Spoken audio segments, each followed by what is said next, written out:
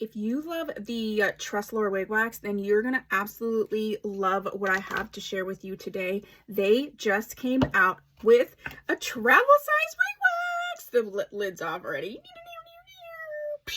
So the regular wig wax is 4.3 ounces, okay?